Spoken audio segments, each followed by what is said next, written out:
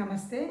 మనము భగవద్గీతని ప్రస్తుత పరిస్థితుల్లో ఎలా శ్రవణం చేసి, దాన్ని మననం చేసుకొని, ఆ ధ్యాసలో ఉంటూ, అసలు ఆ నిధిని అంటే ఏంటి? ఎక్కడుంది ఆ నిధి? మనలో ఉన్నటువంటి నిధిని అంటే నిధి అనండి, సిద్ధి అనండి, వాటెవర్ ఇట్ మే బి, దాన్ని ఎలా అంటే సిద్ధి అంటే సిద్ధ వస్తువు అని అర్థం. సిద్ధి అంటే పోయి నిమ్మకాయని తీసుకెళ్ళి బంగారం చేయడము, లేకపోతే అక్కడో ఏదో ఉందని చెప్పటం, ఇవన్నీ కూడా పరమ అబద్ధాలు. ఎక్కడ మన వేదాల్లో కానీ, మన ఉపనిషత్తుల్లో కానీ చెప్పలే. నిజంగా నిధి అంటే ఏంటి? మన బుద్ధికి వచ్చినటువంటి వికాసమే నిధి. ఇంకా అంతకంటే వేరే ఉందని చెప్పాలి. ఏంటి అసలు ఈ భగవద్గీత ఏంటి? ఎప్పటి నుంచో ఎన్ని వేల సంవత్సరాల నాడు రాశారో మన ఋషులు. వాడు భగవతత్వాన్ని దగ్గరగా అంటే ఏంటి? స్వచ్ఛమైనటువంటి మనసుతోటి. ఎప్పుడు స్వచ్ఛంగా ఉంటుంది మనసు? వాళ్ళ బుద్ధి ఎప్పుడైతే వికాసం చెందిందో, వాళ్ళకి ఎలాంటి కోరికలు లేవో, సంకల్ప వికల్పాలు లేవో, నిర్వికల్ప స్థితిలో వాళ్ళు ఉన్నారో, అది స్వచ్ఛమైన మనసు. నేను ప్యూరిఫై కావాలంటే ఏదో 24 గంటలు ఏదో ఎక్కడో ఏదో ఉందని పరిగెట్టడం, అటు అవన్నీ ప్యూరిఫికేషన్ కిందకి రాదబ్బా. అక్కడికి వెళుతున్నప్పుడు కూడా నీ మనసు స్వచ్ఛత నీకు తెలుస్తుందా లేదా? అనవసరపు విషయాల్లో జోలికి అంటే ఏంటి? ప్రకృతికి సంబంధించిన విషయాలు, ప్రపంచానికి సంబంధించిన విషయాలు, నీ జీవభావానికి సంబంధించిన విషయాలే నీ మనసులో వస్తున్నాయి అంటే ఏంటి? అక్కడ పవిత్రత లేదు అని అర్థం. ఇప్పుడు మన ఋషులు పవిత్రంగా ఉన్నారంటే ఏంటి? భౌతికంగా కనపడుతున్నదంతా జస్ట్ ప్రకృతి. ఇది ఉంటుంది, వస్తుంది, ఉంటుంది, వెళ్ళిపోతుంది. దీనికి పిసరంత విలువ ఇవ్వాల్సిన అవసరం కూడా లేదు.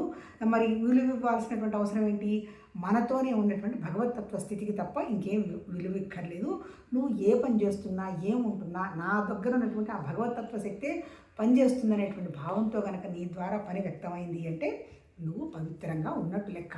అంటే అర్థం ఏంటి? నువ్వు ధ్యానానికి కూర్చున్నా నీకు ఎలాంటి ఆలోచనలు వస్తున్నాయి అనేటువంటి విషయాన్ని నీకు అవగాహన వచ్చిందనుకోండి, అప్పుడు నీకు విషయం అర్థం అవుతున్నట్టు లెక్క. నిజం చెప్పాలంటే దాన్ని ఏమంటారు? ఒక స్వామీజీ ఎవరో వాడుతున్నారు. ధ్యానం అంటే ఏంటి? It's nothing but washing machine. Washing machine ఏం చేస్తుంది? మురికిని తీసేస్తూ ఉంటుంది కదా. ఇప్పుడు మనకి కూడా ఆలోచనలు వస్తూ ఉంటాయి.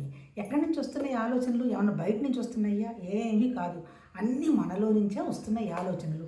ఈ ఆలోచనలు వస్తున్నటువంటి ఆలోచనలకి మన బుద్ధికి కనుక వివేకం, వైరాగ్యం ఉంటే ఈ ఆలోచన కరెక్ట్ కాదు, నేను చేస్తున్న ఈ పని వల్ల ఎవరికి ఉపయోగం లేదు, అంత పోకపోయినా చెయ్యకపోయినా నష్టం లేదు అనేటువంటి అవగాహన మన మనసుకు వస్తుంది. అలా ఎలా తెచ్చుకొని మన బుద్ధిని వికాసం చేసుకొని భగవతత్వానికి బుద్ధికి తేడా లేనటువంటి స్థితిలో ఉన్నటువంటి భగవతత్వ స్థితికి మనం ఎలా అర్థం చేసుకోవాలనేటువంటి విషయాన్ని భగవద్గీత మనకి చెప్పటం జరిగింది. నిజం చెప్పాలంటే ఈ ఇప్పుడు వేదాలంటే ఏంటి? నా మొత్తం ఏంటి? అసలు మనం ఏంటి అంటే నిజం చెప్పాలంటేనబ్బా, మీరు ఏదన్నా తీసుకొని చూడండి. మన భారతదేశము, మన పుస్తకాలే కాదు, ఈవెన్ ఏ మత గ్రంథం తీసుకున్నా, ఏం తీసుకున్నా, ఎవరికి కంటికి కనపడుతున్నటువంటివైనా రెండు విషయాలు. ఏంటి? ఒకటి జ్ఞానం, 2 కర్మ. అంతకంటే ఏముంది? ఇప్పుడు నేను పని చేస్తున్నాను. దేంతో పని చేస్తున్నాను? తంగిరి బింగిరిగా చేస్తున్నాను. ఏం చేస్తున్నానో తెలియదు, లేదు అసలు పనే చేయడం లేదు, బద్ధకంగా ఉన్నాను. దాన్ని తమోగుణం అన్నారు. లేదు, నేను ఒకటి ఆశించి చేస్తున్నాను. ఇప్పుడు ఒక చోటకు పోతున్నాము, అక్కడ నాకేదో పేరు వస్తుందో, ప్రతిష్ట వస్తుందో, లేదా అక్కడికి పోతే ఏదో నాకేదో వస్తుందనో, ఇటు భౌతికం కావచ్చు, ఆధ్యాత్మికం కావచ్చు అని వెళ్ళి చేస్తున్నాను అంటే రజోగుణం అని అర్థం. నాకు ఏమీ అవసరం లేదు, ఇంకా చాలు, నేను ఎక్కడికి వెళ్ళక్కర్లేదు, నా దగ్గర ఏది ఉంటే అదే భగవతత్వ పనిలాగా వెళుతుంది అనేటువంటి డివోషన్తో కనుక పని కండక్ట్ చేయగలిగితే దాన్ని సత్వగుణం అన్నారు. అంటే ఏంటి? సత్వగుణంలో కర్మను అంటుకోవటం కూడా లేదు. కర్మతోటి ఏంటి? కర్మను అంటే ఏంటి? నేనే చెయ్యాలి అంటే కర్మను అంటుకోవటం, అది కూడా అసహజమేనని మనకి లాస్ట్లో వచ్చినటువంటి 18 మోక్ష సన్యాస యోగంలో చెప్తాడు. అంటే కర్మను అంటుకోకుండా ఉంటాం, మరి ఎట్లా పని చేస్తాం? కర్మను అంటుకోవద్దంటే భక్తితో చేసావు, ఆ పని అయిపోతుంది, ఆ పనిని మర్చిపోతావు. నిన్న భలే దేవుడు పూలు పెట్టాను నేను ఒకసారి అనుకుంటావు, 24 గంటలు కనపడ్డోళ్ళ మీద చెప్పవు కదా. అంటే ఏంటి? ఒక భక్తిభావంతో పని జరుగుతున్నప్పుడు ఆ విషయాన్ని గురించి మనం ఆలోచించాం. అంటే మనం చేయాల్సిన కర్మ కూడా, కర్తృత్వ భావం కూడా మనకి ఆటంకం అంటాడు. కర్తృత్వ భావంతో మనం చేస్తున్నాము అంటే మనకు ఒక సంగమం అంటాడు. అలా కాదు, మన ముందు వచ్చినటువంటి ప్రతి అవకాశం, ఇంట్లో ఒక పెద్ద ఆవిడ ఉంది, ఆమెకు కావాల్సినటువంటివి చేస్తూ ఏదో సేవ చేస్తున్నారనుకోండి, దట్ ఈజ్ నథింగ్ బట్ దైవ పని. అలా కాకుండా ఎక్కడో ఆశ్రమం ఉంది, లేకపోతే కేదార్నాథ్కి వెళ్ళాను, లేకపోతే కాశీకి వెళ్ళాను, ఏదో పుణ్యం వస్తుంది అంటే అది భ్రమ. అలా వస్తుందని మన ఉపనిషత్తుల గురువులు కానీ, తర్వాత మన వేదాలు రాసినటువంటి ఋషులు కానీ చెప్పలే. ముందు ఏ కర్తవ్యం నీ ముందున్నా అది దైవభక్తితోటి, అది దైవం పని అని కనుక చేస్తే నువ్వు ఎక్కడికి వెళ్ళక్కర్లేదు, నువ్వు పొందేదేం లేదు, పోగొట్టుకునేది ఏం లేదు. ఎప్పుడైతే నీకు ఆ భగవతత్వ భావంతో నిశ్చలంగా నువ్వు పనిచేసుకుంటూ పోతావో నీ మనసు బుద్ధి నిరాకారంగా, నిర్మలంగా, నిశ్చలంగా నీళ్ళు ఎంత పద్ధతిగా ఉన్నాయో అలా పద్ధతి ఉంటుంది. అలా పద్ధతిగా ఉన్నప్పుడు మాత్రమే ఈ మన ఋషులు చెప్పినటువంటి స్క్రిప్చర్స్ ఉంటాయి కదా, శాస్త్రాలు మనకు అర్థం అవుతాయి. ఆ పని చెయ్యాలి, ఈ పని చేయాలి అన్న వాళ్ళకి ఏం అర్థం అవుతాయి? ఎక్కడ కుదురుగా కూర్చుంటారు? కూర్చోరు. లేదు అసలు నా వల్లే కావట్లేదు, నేనేం చేసి రావలేను, బద్ధకంగా ఉంది అని 24 గంటలు నిద్రపోతారు బద్ధకస్తులు. వాళ్ళకి ఎక్కడ అర్థం అవుతుంది? అర్థం కాదు. అదే విషయాన్ని అలా అర్థమయ్యేటి ఎలా చేసుకోవాలి అనేటువంటి విషయాన్నే భగవద్గీత మనకి చెప్పటం జరిగింది. తర్వాత ఎన్నో వేల సంవత్సరాల నుంచి వాళ్ళ అనుభవంతో ఎన్నో గ్రహించారు. తర్వాత వాళ్ళ శిష్యులకి ప్రాసెస్ చేశారు.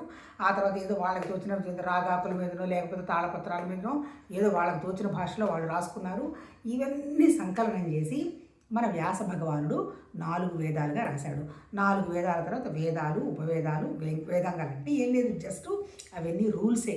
ఎట్లా మన జీవన విధానం పద్ధతిగా ఒకళ్ళని ఇబ్బంది పెట్టకుండా మనలో మనం ఉంటూ మనం పరమాత్మ తత్వస్థితికి మనం ఎలా వెళ్ళాలి అనేటువంటి కర్తవ్యాలను తర్వాత అనుష్ఠానము పనులను చెయ్యటమే వేదాలు చెప్పిందబ్బా. ఎట్లా పుట్టి కడుపుతో ఉన్నప్పటి నుంచి శ్రీమంతం దగ్గర నుంచి బాలసార అక్షరాభ్యాసం, ఆ తర్వాత ఇంకా ఏంటి మళ్ళీ వాడికి ఏదో ఒడుగులో మళ్ళీ కొన్ని కర్మలు ఇప్పుడు మళ్ళీ చెప్తున్నారు కదా, పంచలు గింజలు కట్టిస్తున్నామని 11వ ఏట బ్రహ్మాండంగా చేస్తున్నారు. అంటే జస్ట్ నలుగురు గ్యాదర్ అవ్వడానికి మన దగ్గర ఉన్నది నలుగురితో పంచుకోవడానికి, అంతకంటే ఇంకేం లేదు. అదైపోయిన తర్వాత మళ్ళీ పెళ్ళి, మళ్ళీ వాళ్ళ పిల్లలు, మళ్ళీ తర్వాత మళ్ళీ శరీరాన్ని వదిలే పరిస్థితులు, మళ్ళీ దానికి సంబంధించినటువంటి కర్మకాండ. ఈ కర్మకాండ గురించి చెప్పిందంతా వేదాలే. చివరికి ఏంటి, ఉపనిషత్తులు చెప్పింది జ్ఞానానికి చెప్పింది. ఏంటి జ్ఞానము? మనమే అది. అంటే మనమే అదేంటి, ఉన్నదంతా ఒకటే శక్తి. ఆ శక్తిని చూసిన వాళ్ళు లేరు, చూడను కూడా లేము. ఎందుకు? మన మనసుతో కానీ, మన బుద్ధితో కానీ, మన ప్రాణంతో కానీ, మన శరీరంతో కానీ అది చూసేది కాదు. కానీ అది ఉండడం అనేది ఉన్నది. అది నీ అనుభవానికి వస్తుంది. ఎందుకు వస్తుంది? ఇప్పుడు నా సంగతి ఉదాహరణ తీసుకున్నా. నేను శరీరం కాదు, నేను ప్రాణం కాదు, నేను మనసు కాదు, నేను ఇంద్రియాలు కాదు, నేను కోరికలు కాదు అన్నాను. ఈ నేను అని చెప్తున్నది ఎవరు? ఈ నేననేది ఒకటి ఉంది కదా. ఈ నేనంటే ఏంటి? ఈ నేను లేదని నేను అనగలనా? ఉన్నానుగా నేను. ఆ నేనే అంటే ఏంటి? లోపల ఉన్నటువంటి నా జ్ఞానమే భగవతత్వం అని చెప్పి వాళ్ళు చెప్పారు. అంటే ఏంటి? ప్రజ్ఞానం బ్రహ్మ. అంటే ఏంటి? ఎక్కడైతే ప్రజ్ఞ ఉందో, ఎక్కడైతే వ్యాపించి ఉందో ఆ ప్రజ్ఞ అదే బ్రహ్మ అన్నాడు, అదే భగవతత్వం అన్నాడు. ఎక్కడుంది ఆ భగవతత్వం ప్రజ్ఞ? ప్రతి ప్రాణిలో ఉందని చెప్పారు. అంతే కదా, ప్రతి జీవ చైతన్యంలో ఉన్నది నేనే. మరి ఎందుకయ్యా ఇది కూర్చొని తయారు చేశావు? నాకు తెలియదు, కారణం నన్ను అడగవాకు.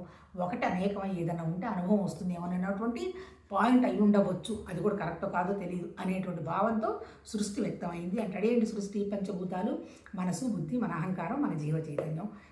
ఇదంతా ఏంటి? ఇప్పుడు ఆ సత్యం ఏంటి అసలు? ఆ నిరాకారమైనటువంటి మూలమైనటువంటి విషయం తప్ప మిగిలినవి ఏవీ సత్యం కాదు. ఆ సత్యాన్ని మనం చూడలేము, వినలేము, మాట్లాడలేము. కానీ ఆ సత్యాన్ని నేనున్నాను అనేటువంటి విషయాన్ని నా బుద్ధితోటి, నా విశ్వంతో, నా జ్ఞానంతో నేను అర్థం చేసుకోగలుగుతా. అంతే కదా. ఇప్పుడు చెప్పింది ఏంటి?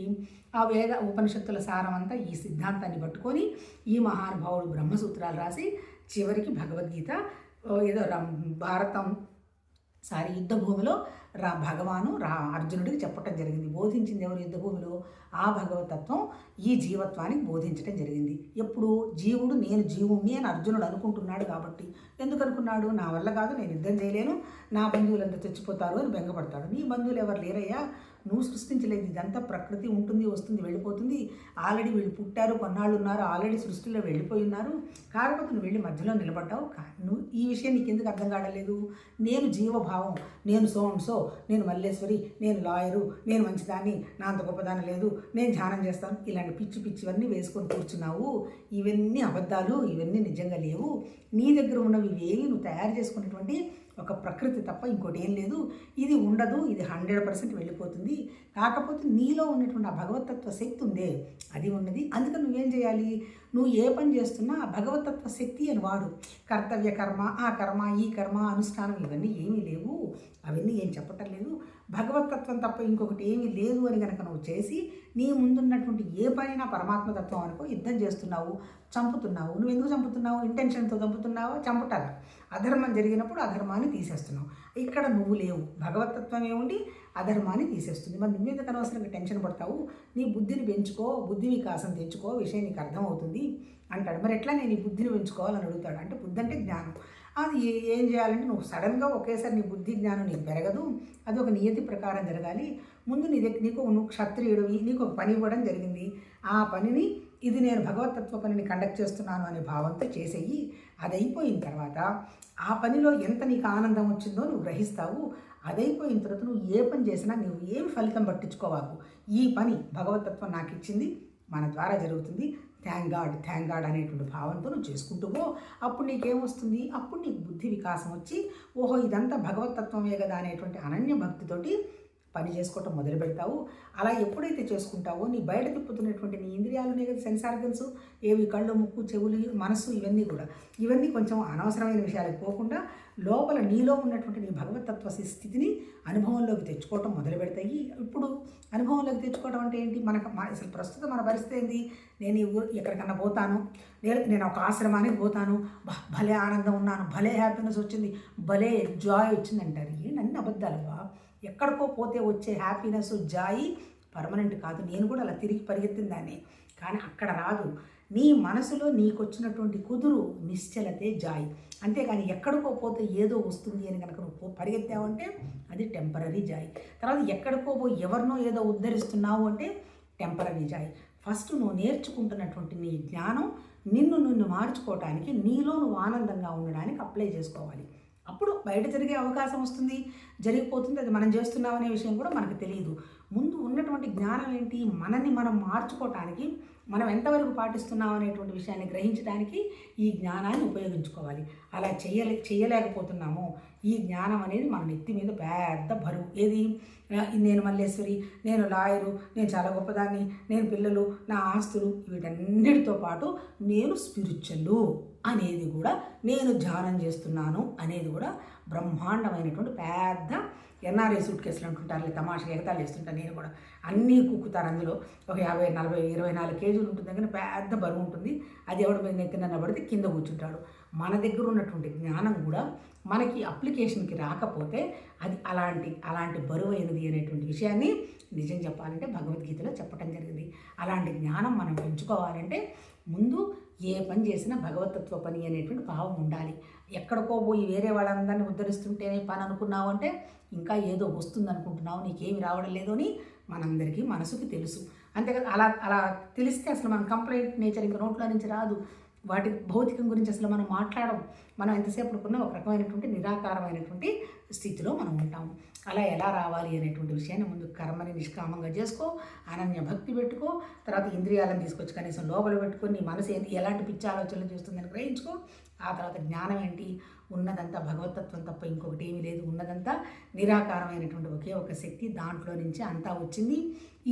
దాంట్లో నుంచి అంతా వచ్చింది అనేదాన్ని, దాంట్లో నుంచే కదా, అంటే భగవతత్వంలో నుంచే కదా అంతా వచ్చింది, దాన్ని భగవతత్వం కోసం వాడుతున్నాను అనేటువంటి భావం కనుక పెట్టుకున్నావు అంటే నీకు పురుషోత్తమ ప్రాప్తి యోగం జరుగుతుందంటే భగవతత్వ స్థితిని నువ్వు అర్థం చేసుకుంటావు. ఇంకా నీకు అలాంటి స్థితి రావడం లేదు అంటే అర్థం ఏంటి? నీ దగ్గర ఉన్నటువంటివన్నీ 3 గుణాలు ఉన్నాయి. ఈ 3 గుణాలతో పాటు నీ దగ్గర అసుర లక్షణాలు ఉన్నాయి. అసురం అంటే లేదు, ప్రపంచం చుట్టూ తిరుగుతున్నావు. ఈ ప్రపంచాన్ని నువ్వు స్విచ్ ఆఫ్ చేస్తే తప్ప భగవతత్వం యొక్క సంబంధించినటువంటి గేట్లు ఓపెన్ కావనేటువంటి విషయం నీ అనుభవంలో తెలుస్తుంది అని భగవద్గీత చెప్పడం జరిగింది. ఇంకా ఏం చెప్పాడు? వేదాల్లో బోలెడు కాన్సెప్ట్స్ ఉన్నాయి అబ్బా. నిజంగా చెప్పాలంటే ఆ బోలెడు కాన్సెప్ట్స్ని మన వేదాలు డిస్కస్ చేయాలి. వేదాలు డిస్కస్ చేసింది 3 కాన్సెప్ట్స్. ఏంటవి? సత్ ఉండడం, రజో తెలియడం, సత్వగుణం, రజోగుణం, తమోగుణం అంటే ఏంటి? దాని ద్వారా కండక్ట్ చేయటం. అంటే ఏంటి? తమోగుణం అంటే పదార్థం, మ్యాటర్, మనమే, మన శరీరం తమోగుణం. రజోగుణం, ఈ రజోగుణం అనేంటి ఆ సత్తుకి ఈ చివరి తమోగుణానికి మధ్యలో ఉన్నది రజోగుణం. ఏంటి రజోగుణం? రజోగుణం కనుక ఏంటి సత్వగుణం వైపు వెళుతూ భగవతత్వం తప్ప నాకేం వద్దు అన్నప్పుడు రజోగుణ లక్షణాలు పడిపోతూ ఉంటాయి. పడిపోయినప్పుడు అప్పుడు అసలు తమోగుణానికి అది అసలు విలువే ఇవ్వదు. అలా కాకుండా రజోగుణం తమోగుణం వైపు వెళుతున్నప్పుడు నా ఆస్తులు, నా హంగామా, నా పేరు, నా ప్రతిష్టలు, నా వ్యాపారం, నా నష్టం, నా లాభం, వీటితోనే పడుంటాం మనం. ఈ 3 లక్షణాలు ఉన్నటువంటి మనుషులు అందరిలో ఈ 3 గుణాలు ఉన్నాయి. గుణం అంటే ఏంటి? జస్ట్ స్వభావం. అందరిలో ఈ స్వభావాలన్నీ ఉన్నాయి. కాకపోతే ఏంటంటే సత్వగుణం స్వభావం ఎక్కువ ఉందా, రజోగుణం స్వభావం ఎక్కువ ఉందా, తమోగుణం స్వభావం ఎక్కువ ఉందా అనేటువంటి విషయాన్ని మనం అర్థం చేసుకోవాలి. తమోగుణం ఏంటి? బద్ధకం, ఆలస్యం. ఆలస్యం అంటే చేసిన తప్పులే చేసుకుంటూ పోవడం, బద్ధకం, నిద్ర, ఆ తర్వాత అసలు ముందు చూపు లేకపోవడం, మూర్ఖత్వం, ఏం తింటున్నామో, ఏం చేస్తున్నామో, ఏం మాట్లాడుతున్నామో, భవిష్యత్తు ఏంటో అవగాహన లేకపోవడం తమోగుణ లక్షణం. రజోగుణం ఫికిల్నెస్, చెంచలం, కుదురుగా ఒక్క క్షణం కూర్చోలేరు. ఏదో ఒక పని చేయాలి, అక్కడికి పోవాలి, ఇక్కడికి పోవాలి, నేను పోతేనే పని అవుతుంది, ఇది పోతే అది అవుతుంది, వాళ్ళని నేను ఉద్ధరించాను, వీళ్ళని నేను ఉద్ధరించాను, ఇదే గోల. కనీసం ఒక 10 పైసలు ఎవరికైనా ఇచ్చినా నా పేరు వేయలేదు అంటారు. ఎందుకు? పేరు ప్రతిష్ట కోసం పరిగెత్తేది రజోగుణం.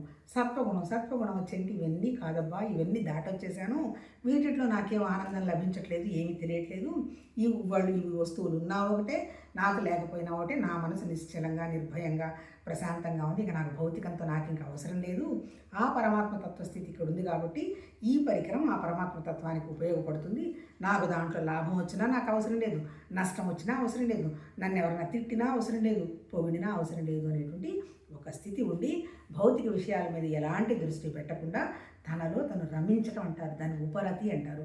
ఆ ఉపరతి స్థితిలో సత్వగుణం ఉంటుంది. చివరికి ఏంటి? ఈ 3 గుణాలు ఆటంకమే. ఈ 3 గుణాలు మళ్ళీ ప్రకృతిలో నుంచి బయటకు సత్వగుణం కూడా ప్రకృతే. ఈ ప్రకృతి దాటినటువంటి వ్యవహారమే భగవతత్వ శక్తి అన్నాడు. తర్వాత ఇప్పుడు ఇందులో ఏంటి? ఈ ఉపనిషత్తుల సారం అంతా గ్రహించి ఆ మహానుభావుడు బ్రహ్మసూత్రాలు, భగవద్గీత రాశాడు. దీన్ని ప్రస్థానత్రయం అంటారు.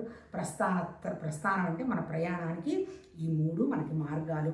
ఏం చెప్పాయి ఈ 3? ఇవి చెప్పిందంతా కూడా ఏంటి? జ్ఞానం గురించి, కర్మ గురించి.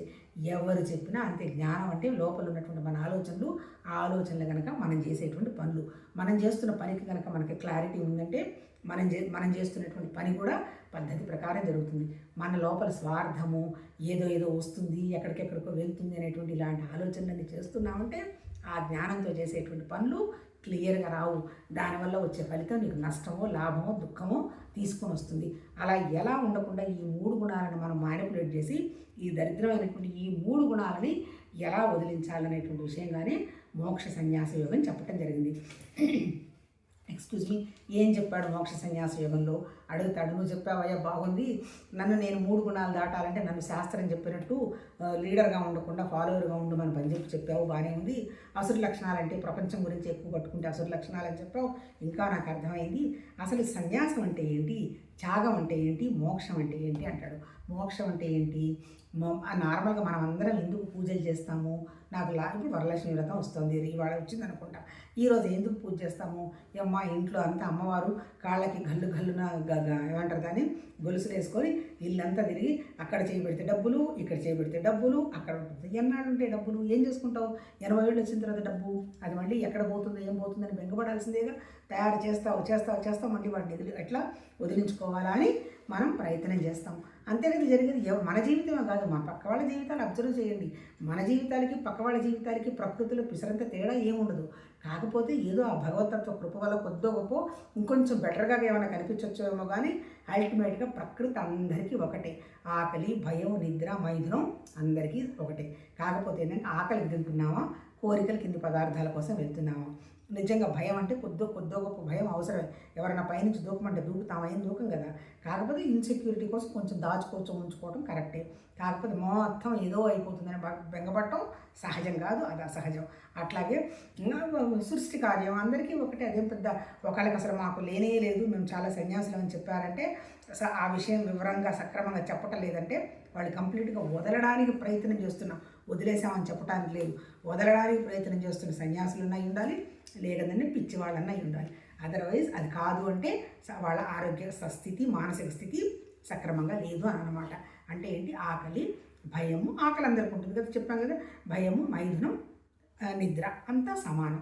ఈ 4 ఉన్నటువంటి ప్రతి ప్రకృతిలో ఈ 4 ప్రతి మనిషికి ప్రతి జీవికి ఉంటాయి. ఇప్పుడు మనం ఏం చేయాలి, ఇవి ఉండని, వాటి వల్ల మనకేం నష్టం లేదు. ఆఫ్టర్ ఆల్ ఇది ప్రకృతి. 10 ఏళ్ల వాళ్ళు 20 ఏళ్ల వాళ్ళు అవుతాడు, 20, 40 అవుతాడు, 40, 60 అవుతాడు, 60, 70, 80 అవుతాడు, ప్రాసెస్ వెళ్ళిపోవడం జరుగుతుంది. దానికి నువ్వు పెద్దగా విలువ ఇవ్వవాకు, టెన్షన్ పడవాకు. ఎంతవరకు ఉండాలో అంతవరకు సమస్థితిలో ఉంటూ సమస్థితిలో ఉంటూ నీ స్థితి ఏదో నువ్వు గుర్తించు.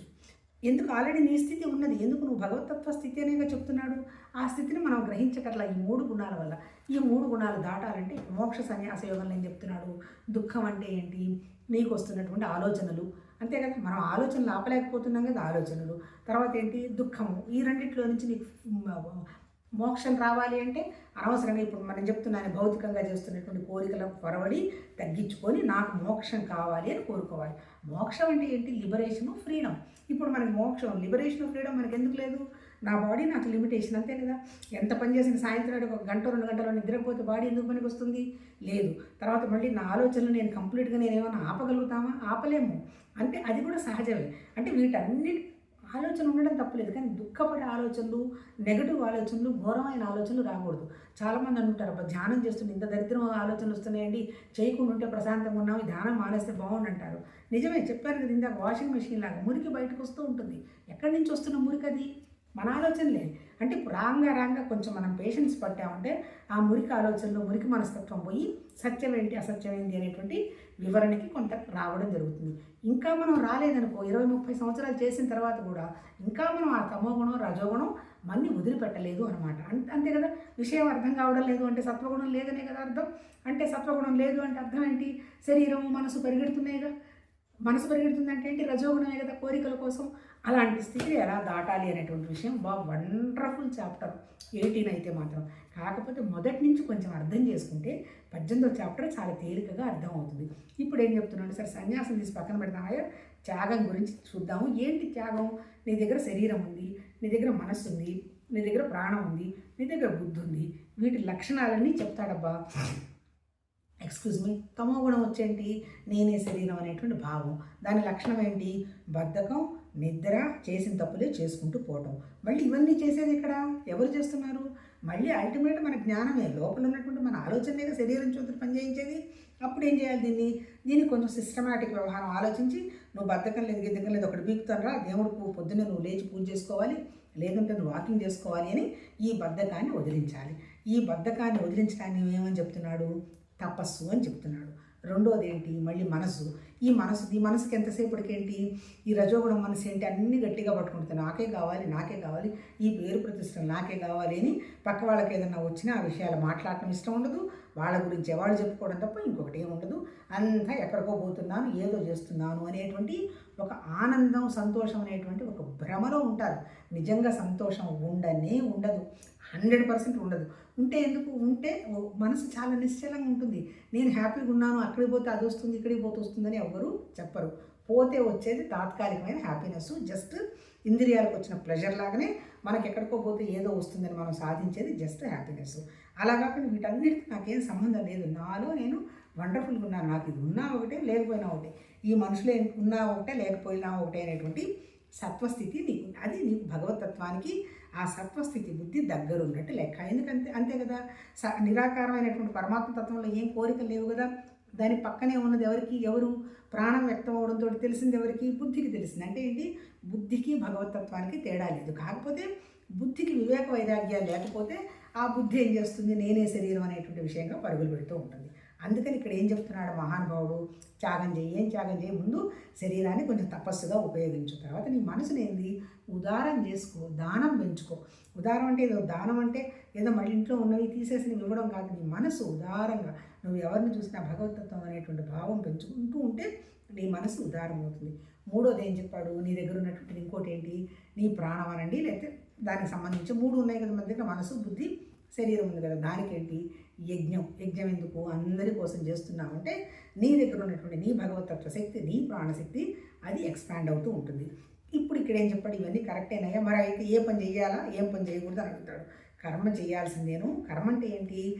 కర్తృత్వ కర్మ గొప్ప కర్మ ఏం కాదు. డివోషనల్ కర్మ మంచి కర్మ అంటాడు. అంటే డివోషనల్ కర్మ అంటే ఏంటి? నీ దగ్గర ఏ పని ఉన్నా భగవతత్వ పని జరుగుతున్నది అనేటువంటి భావం మంచి మంచి కర్మ. ఆ కర్మ జరిగిన తర్వాత నువ్వేం చేస్తావు? దాంట్లో నుంచి నువ్వు లాభ నష్టాలు ఆశించవాకు. నిష్కామ కర్మ. అలా నువ్వు త్యాగం చేయాల్సింది ఏంటి? నీ కర్తృత్వ కర్మని త్యాగం చేసి పడేస్తావు. తర్వాత నీకు వస్తున్నటువంటి లాభాన్ని త్యాగం చేసి పడేస్తావు. కర్మలో వచ్చేటువంటి లాభ నష్టాలతో నీకేం పని లేదు. అలా తర్వాత ఏంటి? నిత్య నైమిత్తిక కర్మలు అంటావా? ఇప్పుడు పొద్దున్నే లేవాలి, ఏదో స్నానం చేయాలి, ఏదో కొద్దిగా గొప్ప దేవుడు దండం పెట్టుకోవాలి. ఇవన్నీ చెయ్యకపోయినావు అనుకో నువ్వు రిగ్రెట్ అవుతావు. ఎందుకు? నేను వయసులో చేయాల్సిన అవకాశం ఉన్నప్పుడు నేను చేయలేదు కదా అని బాధపడతావు తప్ప దానివల్ల నీకేం నష్టం రాదు. చెయ్యకపోతే అది చేస్తే ఏమి లాభం రాదు, కానీ చెయ్యకపోతే రిగ్రెట్ ఫీల్ అవుతావు. కాబట్టి నీకు ఇచ్చిన పనులు భగవతత్వ పనులంటూ చేసుకుంటూ పోవాలి. కాకపోతే నెగటివ్ కర్మ, కామ్య కర్మలు. నెగటివ్ కర్మ అంటే నా లాభం కోసం నేను చేసుకునే కర్మలు, నా కోరికల కోసం చేసే కర్మలు, అవి తప్పు అని చెబుతూ ఇవి కూడా ఎలా చేస్తారు? మళ్ళీ చేసేవాళ్ళంతా 3 గుణాలతోనే చేస్తారు, అంతే కదా. సత్వగుణం ఉన్నవాడు ఎలాంటి కర్మ చేస్తాడు? ఆశించకుండా చేస్తాడు. రజోగుణం వాడు పేరు కోసం చేస్తాడు. తమో గుణం వాడు అసలు చేయడు, చేయాల్సి వస్తే ఏం చేస్తున్నాడో తెలియదు. ఈ 3 గుణాలు ఉన్నాయి. అట్లాగే ఈ 3 గుణాల కర్మ చెప్పాడు. ఈ 3 గుణాల మనసులో ఆలోచన ఎట్లా చేస్తాడు? సత్వగుణ ఆలోచనలు ఎలా ఉంటాయి? మంచిగా ఉంటాయి, పాజిటివ్గా ఉంటాయి. తర్వాత అంతా ఒకటి అనేటువంటి భేదభావం లేకుండా ఉంటాయి. రజోగుణం వాడు ఆలోచనలు ఎట్లుంటాయి?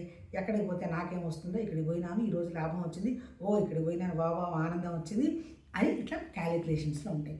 తమో గుణం వాడు ఆనందం ఎట్లుంటుంది, ఆలోచన ఎట్లుంటుంది?